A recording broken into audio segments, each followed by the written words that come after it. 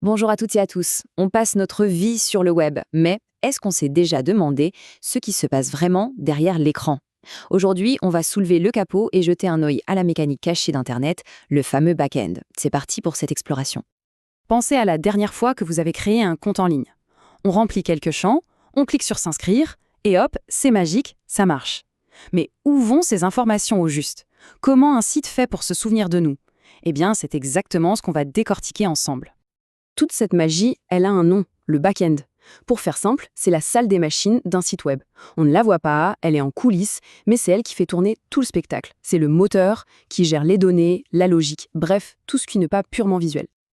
Pour vraiment comprendre comment ça marche, rien de tel qu'un exemple concret.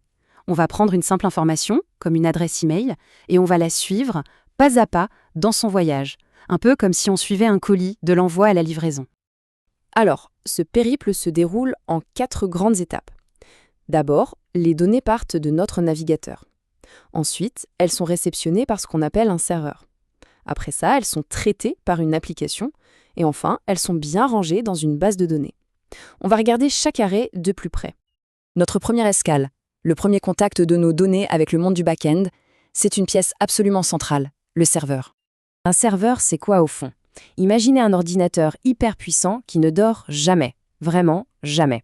Il est allumé 24 heures sur 24, 7 jours sur 7, et son seul travail, c'est d'écouter. Il attend que des navigateurs web, comme le nôtre, lui envoient des requêtes. C'est un peu le standardiste ultra efficace du web.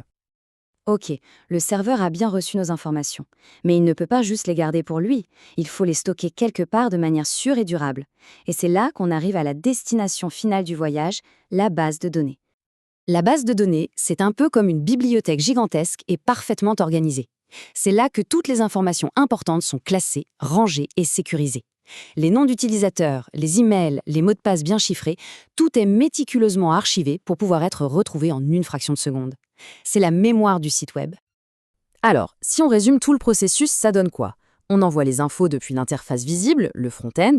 Le serveur, notre standardiste, reçoit l'appel. C'est là que l'application, le cerveau de l'opération, lui donne des ordres, prend ces infos et va les ranger dans la base de données. La base de données accepte et confirme. Et pour finir, le serveur envoie un petit message à notre navigateur pour dire « C'est bon, inscription réussie ». Et voilà, la boucle est bouclée. Bon, maintenant qu'on a un peu démystifié tout ça, ça peut donner des idées, l'envie de construire ses propres salles des machines. Mais par où commencer?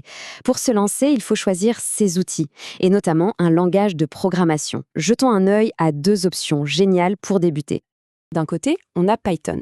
C'est un peu la star pour les débutants, parce que sa syntaxe est super claire, presque comme de l'anglais. C'est très agréable pour apprendre. De l'autre côté, on trouve Node.js. Son gros avantage, c'est qu'il utilise du JavaScript, le même langage que celui qui fait fonctionner l'affichage des sites web. Ça veut dire qu'on peut tout faire avec un seul et même langage. Il n'y a pas de mauvais choix, ça dépend vraiment du projet qu'on a en tête. Et voilà, les portes de la salle des machines sont maintenant un peu plus ouvertes. La seule question qui reste, c'est, maintenant qu'on sait ce qui se passe derrière le rideau, quelle sera la première chose à construire? Les possibilités sont absolument infinies. Merci beaucoup d'avoir suivi cette analyse et à très bientôt.